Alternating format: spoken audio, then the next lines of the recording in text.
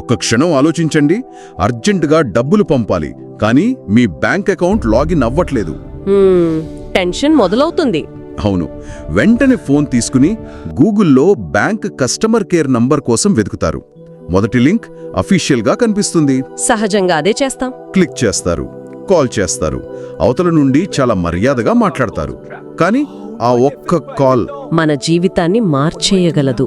Correct, అదే ఆ ఒక్క క్లిక్ మనల్ని ఎంత పెద్ద మోసంలోకి నెట్టగలదో ఈరోజు మనం లోతుగా చర్చిద్దాం.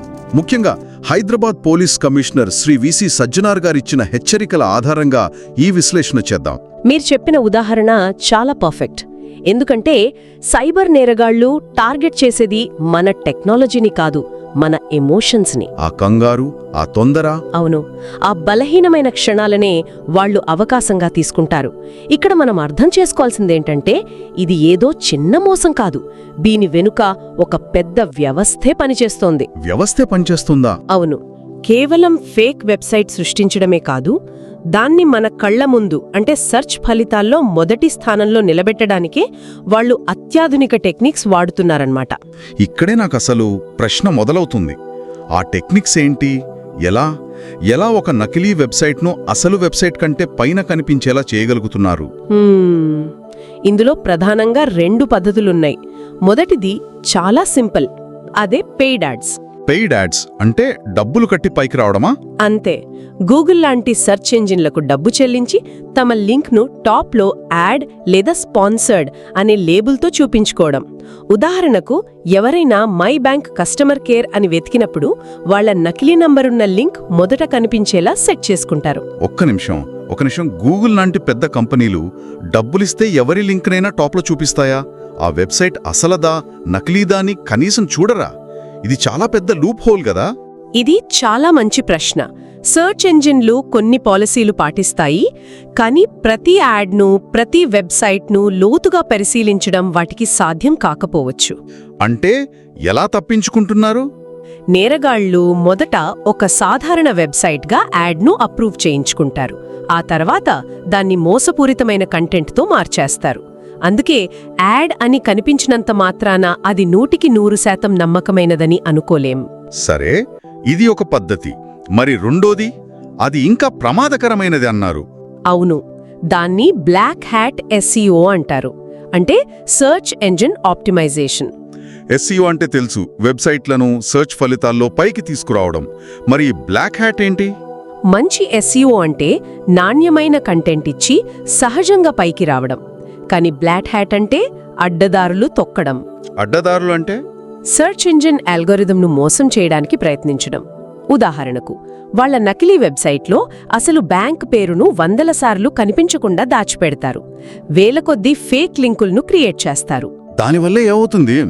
దానివల్ల సెర్చ్ ఇంజిన్ ఆహా, ఈ వెబ్సైట్ను ఇంతమంది ప్రస్తావిస్తున్నారు అంటే ఇదే అసలైనదయ్యుంటుంది అని పొరబడుతుంది. పొరపడి దాన్ని టాప్లో చూపిస్తుందా? అవును, టాప్లో చూపిస్తుంది. దీనికి యాడ్ అనే లేబుల్ కూడా ఉండదు. కాబట్టి మనం దాన్ని నమ్మే ప్రమాదం ఇంకా ఎక్కువ. అంటే ఒకటి డబ్బుతో కొన్న ర్యాంక్, రెండవది మోసం చేసి సంపాదించిన ర్యాంక్. సరే, ఇప్పుడు ఆ లింక్ క్లిక్ చేశాం, ఆ నకిలీ వెబ్సైట్లోకి వెళ్ళాం. అక్కడి నుండి కథ ఎలా మొదలవుతుంది? ఆ వెబ్సైట్ చూడ్డానికి అచ్చు అసలు వెబ్సైట్ లాగే ఉంటుంది. అదే లోగో, అవే రంగులు, అవే ఫాంట్లు. ఏమాత్రం తేడా కనిపెట్టలేము. అప్పుడు వాళ్ళు ఏమడుగుతారు?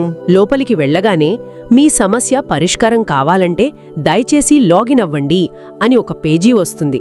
లేదా మీ వివరాలను ధృవీకరించుకోండి అని ఒక ఫామ్ ఇస్తుంది. మనం కంగారులో ఉంటాం కాబట్టి ఆలోచించకుండా మన యూజర్ నేమ్, పాస్వర్డ్ ఎంటర్ చేస్తాం. అంతే, ఆ క్షణంలో ఆ వివరాలు నేరుగా నేరగాళ్ల సర్వర్కు చేరిపోతాయి. ఒకవేళ ఫారం నింపమంటే అందులో ఏమేం వివరాలు అడుగుతారు? ఆహా, పేరు, ఫోన్ నంబర్ వంటి సాధారణ వివరాలతో మొదలు పెడతారు. నెమ్మదిగా అసలు విషయానికొస్తారు. అసలు విషయమంటే బ్యాంక్ వివరాలా? ఖచ్చితంగా. బ్యాంక్ అకౌంట్ నంబర్, డెబిట్ లేదా క్రెడిట్ కార్డ్ నంబర్, దాని వెనుక ఉండే CVV, ఆ 3 అంకెల నంబర్. అవును. ఆ తర్వాత కార్డ్ ఎక్స్పైరీ డేట్, ఇలాంటి అత్యంత రహస్యమైన సమాచారాన్ని అడుగుతారు. అంతటితో ఆగదు కదా? ఆగదు. ఆ తర్వాత మీ రిక్వెస్ట్ ప్రాసెస్ చేయడానికి మీ రిజిస్టర్డ్ మొబైల్ నంబర్కు ఒక ఓటీపీ పంపాము, దయచేసి దాన్ని ఇక్కడ ఎంటర్ చేయండి అని చెప్తారు. ఆ 6 అంకెల ఓటీపీ. ఆ 6 అంకెలు మనం ఎంటర్ చేసిన మరుక్షణం మన ఖాతాపై మన నియంత్రణ కోల్పోతాం. ఇది వింటుంటేనే భయంగా ఉంది. అంటే వాళ్ళ అంతిమ లక్ష్యం మన అకౌంట్లోని డబ్బులు తీసేయడమేనా, లేక దీని వెనుక ఇంకా పెద్ద ప్రమాదమేమైనా ఉందా? డబ్బు పోవడం అనేది కేవలం మొదలు మాత్రమే. అది మంచుకొండ యొక్క కనిపించే భాగం. అసలు ప్రమాదం కనిపించని భాగంలో ఉంటుంది. దాన్ని టెక్నికల్గా ఐడెంటిటీ థెఫ్ట్ అంటారు. ఐడెంటిటీ థెఫ్ట్ అంటే మన గుర్తింపును దొంగిలించడమా? కరెక్ట్. మన డిజిటల్ గుర్తింపును దొంగిలించడం. వాళ్లకు మన user name, password, phone number, bank వివరాలు దొరికే అంటే వాళ్ళు ఆన్లైన్లో మనలాగా నటించగలరు. ఒక్క నిమిషం, మనలా నటించడం అంటే దాన్ని కొంచెం వివరిస్తారా? అది ఎంత ప్రమాదకరం? ఊహించుకోండి, వాళ్ళు మీ ఆన్లైన్ బ్యాంకింగ్ అకౌంట్లోకి లాగిన్ అవుతారు. మీ address, PAN card number, nominee వివరాలు అన్నీ చూస్తారు. ఓకే. ఆ వివరాలను ఉపయోగించి మీ పేరు మీద ఒక లోన్ యాప్లో పర్సనల్ లోన్ కోసం అప్లై చేస్తారు. అయితే డబ్బులు మన అకౌంట్కి వస్తాయా? లేదు, డబ్బులు వాళ్ళ అకౌంట్లోకి వెళ్తాయి, కానీ అప్పు మాత్రం మీ పేరు మీద ఉంటుంది. దేవుడా!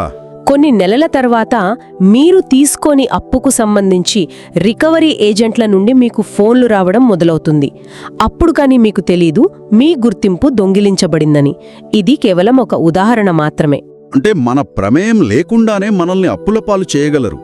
ఇది నిజంగా ఒక పీడకల లాంటిది. ఇంకా ఏం చేయగలరు? వాళ్ళు మీ క్రెడిట్ కార్డు వివరాలతో ఆన్లైన్లో ఖరీదైన వస్తువులు కొనుక్కోవచ్చు. మీ ఈమెయిల్ అకౌంట్ను హ్యాక్ చేసి మీ కాంటాక్ట్స్లో ఉన్న వాళ్లకు నేను ఆపదలో ఉన్నాను, డబ్బులు పంపండి అని మెసేజ్లు పెట్టొచ్చు.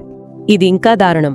ఇంకా దారుణమైన విషయమేంటంటే మీ గుర్తింపును ఉపయోగించి ఇతర సైబర్ నేరాలకు పాల్పడవచ్చు. పోలీసులు విచారణ మొదలుపెట్టినప్పుడు ఆధారాలన్నీ మీ వైపు చూపిస్తాయి. చెయ్యని నేరానికి శిక్ష అనుభవించాల్సొస్తుంది. అవును, డబ్బు పోతే తిరిగి సంపాదించుకోవచ్చు, కానీ మన గుర్తింపు, మన పరువు పోతే దాన్ని తిరిగి పొందటం చాలా కష్టం. ఈ ఐడెంటిటీ థెఫ్ట్ అనే కాన్సెప్ట్ ఎంత ప్రమాదకరమో ఇప్పుడు స్పష్టంగా అర్థమవుతోంది.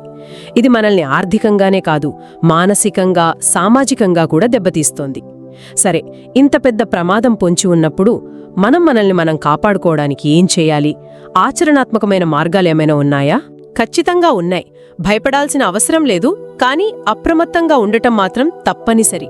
మనం పాటించాల్సిన కొన్ని డిజిటల్ అలవాట్లు ఉన్నాయి. అవేంటో చెప్పండి.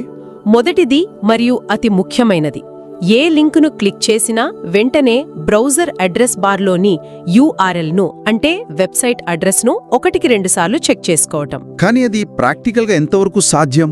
ముఖ్యంగా మొబైల్ ఫోన్లలో అడ్రస్ బార్ చిన్నగా ఉంటుంది. ఉదాహరణకి Amazon.comకి బదులుగా Amazon0and.com అని, అంటే ఓ బదులు 0 పెట్టినా ఆ తేడాను పట్టుకోవడం కష్టం కదా? నిజమే, మీరు చెప్పింది కరెక్ట్. అందుకే కొన్ని సూక్ష్మమైన విషయాలను గమనించాలి. వెబ్సైట్ అడ్రస్ మొదట్లో ఒక తాళం గుర్తు, ఆ ప్యాడ్లాక్ ఐకాన్ ఉందో లేదో చూడాలి. ఓకే. ఆ తర్వాత HTTPS అని ఉందా లేదా అని గమనించాలి. అందులో S అంటే సెక్యూర్ అని అర్థం. అది ఉంటే సేఫ్ అని నమ్మవచ్చా? ఒకప్పుడు నమ్మొచ్చు, కానీ ఇప్పుడు నకిలీ సైట్లు కూడా HTTPS సర్టిఫికెట్లు కొంటున్నాయి. కాబట్టి అది కూడా 100% గ్యారంటీ కాదు. స్పెల్లింగ్ను జాగ్రత్తగా చూడటమే ఉత్తమమైన మార్గం.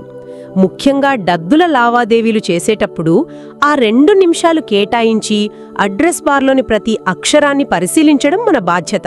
అర్థమైంది. అంటే మన బద్ధకాన్ని కాస్త పక్కన పెట్టాలి. సరే, రెండో సూచన, తెలిసిన వెబ్సైట్ అయితే గూగుల్లో వెతకడం కంటే నేరుగా అడ్రస్ బార్లో టైప్ చేయమని చెప్తున్నారు. ఇది మంచి పద్ధతిలాగే ఉంది. ఇది ఉత్తమమైన పద్ధతి. మనం తరచుగా వాడే బ్యాంకులు, ఈ-కామర్స్ సైట్లు, ప్రభుత్వ వెబ్సైట్ల అడ్రస్లను బ్రౌజర్లో బుక్మార్క్ చేసుకోవాలి. లేదా ఎక్కడైనా నోట్ చేసుకోవాలి. అవును, ఫోన్లో నోట్స్లో సేవ్ చేసుకోవడం అలవాటు చేసుకోవాలి.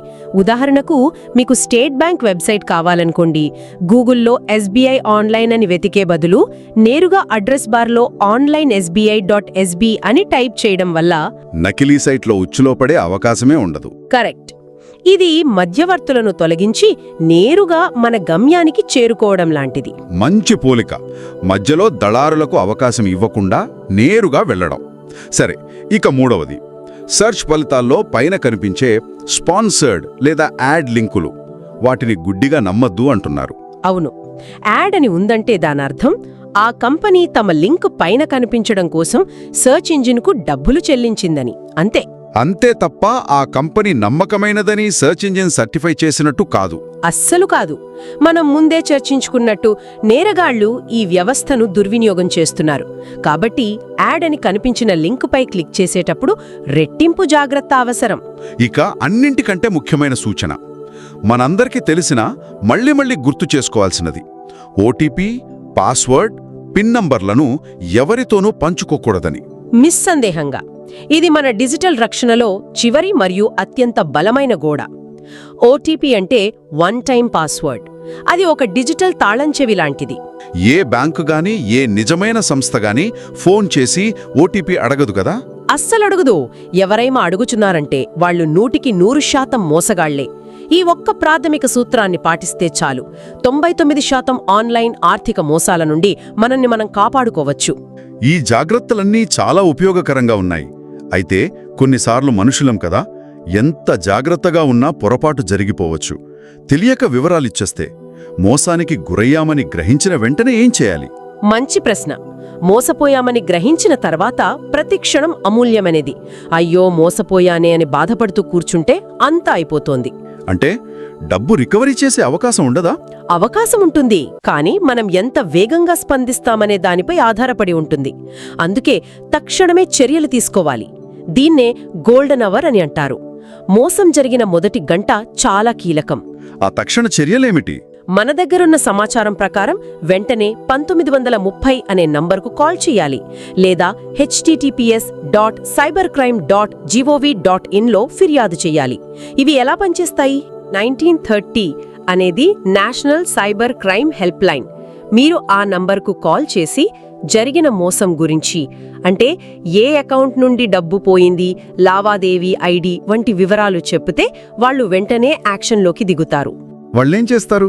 వాళ్ళు ఒక టికెట్ రేస్ చేసి సంబంధిత బ్యాంకులను, పేమెంట్ వాలెట్లను అప్రమత్తం చేస్తారు. మీ డబ్బు ఇంకా నేరగాడి అకౌంట్లోనే ఉంటే దాన్ని అక్కడికక్కడే ఫ్రీజ్ చేయడానికి ప్రయత్నిస్తారు. ఓ, అంటే అంత వేగంగా స్పందిస్తారా?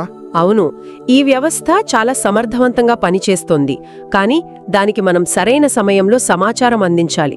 మరి cybercrime.gov.in పోర్టల్ సంగతేంటి? అది ఆన్లైన్లో అధికారికంగా ఫిర్యాదు నమోదు చేయడానికి ఏర్పాటు చేసిన జాతీయ పోర్టల్. మీరు ఎక్కడికి వెళ్లాల్సిన పని లేకుండా ఇంట్లో నుండే జరిగిన నేరం గురించి పూర్తి వివరాలతో ఫిర్యాదు చేయవచ్చు. స్క్రీన్ షాట్లు, మెసేజ్లు వంటి ఆధారాలను కూడా అప్లోడ్ చేయవచ్చు. అప్పుడు ఆ ఫిర్యాదు ఎక్కడికి వెళ్తుంది?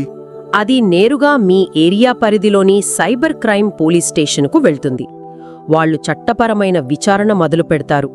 మోసం జరిగినప్పుడు సిగ్గుపడకుండా, భయపడకుండా వెంటనే ఈ 2 మార్గాలలో ఒకదాన్ని ఉపయోగించుకోవటం చాలా ముఖ్యం. చాలా స్పష్టంగా వివరించారు. ఈరోజు మనం సెర్చ్ ఇంజిన్లలో కనిపించే ర్యాంకింగ్ల వెనుకున్న చీకటి కోణాన్ని చూశాం. టాప్ ర్యాంక్ అనేది నమ్మకానికి గీటురాయి కాదని అర్థం చేసుకున్నాం. అవును, యూఆర్ఎల్ను పరిశీలించడం, తెలిసిన సైట్లను నేరుగా టైప్ చేయటం, యాడ్ లింకులు పట్ల జాగ్రత్తగా ఉండటం మరియు ఓటీపీ గోప్యతను పాటించడం, ఇవన్నీ మనకు మనమే వేసుకునే డిజిటల్ కవచాలు అని తెలుసుకున్నాం. అవును. అయితే ఈ చర్చ మనకు ఒక ముఖ్యమైన ప్రశ్నను మిగులుస్తుంది. మనం ఈరోజు సెర్చ్ ఇంజిన్ల గురించి మాట్లాడాం, కానీ ఇదే తరహా మోసపూరిత లింకులు మనకు వేరే రూపాల్లో కూడా వస్తాయి కదా? నిజమే, వాట్సాప్లో, సోషల్ మీడియాలో వస్తుంటాయి. అదే, సెర్చ్ ఇంజిన్లో అపరిచితులు పెట్టిన లింక్ విషయంలోనే ఎంత జాగ్రత్తగా ఉండాల్సొస్తే మనకు బాగా తెలిసిన స్నేహితులు, బంధువులు వాట్సాప్లోనో, ఫేస్బుక్లోనో పంపే లింకుల విషయంలో మనం ఇంకెంత జాగ్రత్తగా ఉండాలి? అవును, అది ఆలోచించాల్సిన విషయమే. ఫలానా స్కీమ్ వచ్చింది, ఈ లింక్ క్లిక్ చేసి రిజిస్టర్ చేసుకో అంటూ వచ్చే ఫార్వర్డ్ మెసేజ్లలోని లింకులు ఎంత ప్రమాదకరమైనవి కావచ్చు. క్లిక్ చేసే ముందు ఒక్క క్షణం ఆలోచించు అనే ఈ పాఠం కేవలం గూగుల్ సర్చ్కే పరిమితమా, లేక మన మొత్తం డిజిటల్ జీవితానికి వర్తిస్తుందా?